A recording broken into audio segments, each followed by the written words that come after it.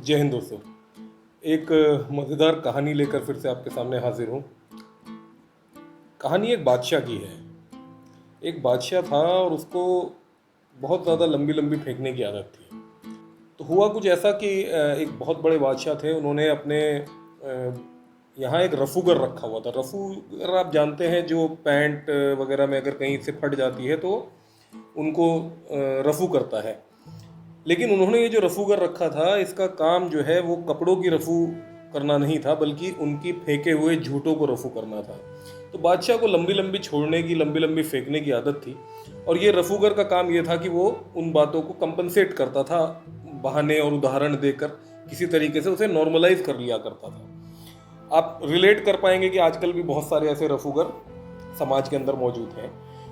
तो एक बार बादशाह ने दरबार बुलाया अपना, और उस दरबार के अंदर उन्होंने कहा कि एक अपने शिकार का किस्सा सुनाने के लिए वो खड़े हुए। और बादशाह ने कहा कि एक बार मैंने शिकार देखा, सामने हिरन दिखा, और जो मैंने आधा किलोमीटर दूर से तीर चलाया।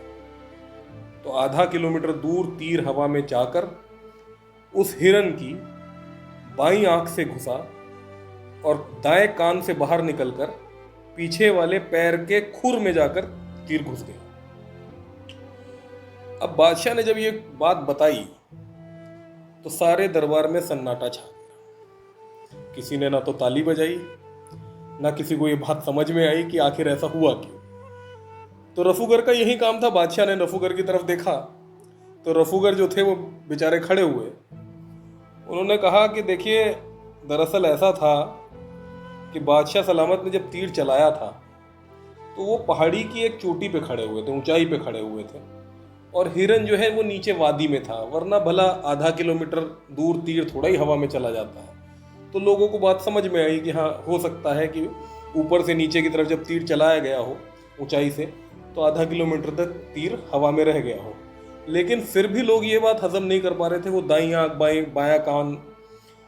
तो रफूगर ने कहा कि देखिए, उस समय जब तीर जाकर हिरन के लगा तो उस समय वो हिरन जो है अपने दाएं पैर से अपना दायां कान खुजा रहा था। तो आंख से तीर गुजर कर जब कान से निकला तो वो उसके पैरों के खुर में लग गया। खैर, सारे दरबार को ये बात समझ में आई। उन्होंने इस बात को हजम कर लिया कि हाँ, ऐसा हो सकता है, और उन्होंने खूब तालियां बजाई। राजा की बहुत, बादशाह सलामत की बड़ी वाहवाही हुई। लेकिन अगले दिन सुबह सुबह बादशाह सलामत ने देखा कि रफूगर जो है वो अपना सामान बांध रहा है और जाने की तैयारी में है। तो बादशाह सलामत ने रफूगर से कहा कि भाई, क्या बात हो गई, आप कहाँ जाने की तैयारी में हैं? तो बादशाह सलामत को जो रफूगर ने जवाब दिया वो आज के हालात में बहुत फिट बैठता है। उन्होंने कहा कि देखिए साहब, मैं छोटा एक रफूगर हूँ। छोटी मोटी तुरपाई पैंट की या किसी छोटी मोटी चीज़ की तुरपाइयाँ मैं कर सकता हूँ। यानी आप छोटे मोटे कोई झूठ फेंक दें, उनकी तुरपाई तो मैं कर सकता हूँ। लेकिन अगर आपको तिरपाल सिलवाना हो तो फिर आप किसी और को देख लीजिए और मुझे माफ़ कर दीजिए। तो आज बहुत सारे ऐसे लोग हैं जो अपने अपने बादशाहों के बहुत लंबे लंबे जो झूठ और जो प्रोपेगेंडा फेंक दिए जाते थे, उनकी रफूगरी करा करते थे। लेकिन अब वो भी थक गए हैं, क्योंकि हर चीज़ की एक सीमा होती है और उस सीमा के परे कोई शायद रफूगरी नहीं कर सकता है। तो कहीं ना कहीं ये किस्सा आज के हालात में बहुत ही फिट बैठता था, तो इसलिए मुझे लगा कि आप लोगों से साझा करूं। बच्चों को शायद इतना मज़ा नहीं आएगा इसमें, लेकिन मुझे उम्मीद है कि जो बड़े हैं, जो लॉकडाउन में आज की डेट में इस सब हालात को देख रहे हैं, वो इन हालातों को देखते हुए इस बात को ज़रूर समझेंगे कि किस तरीके से लंबे लंबे झूठों का रफू किया जाता है। अगर पसंद आया हो तो कमेंट करिए। बहुत बहुत शुक्रिया।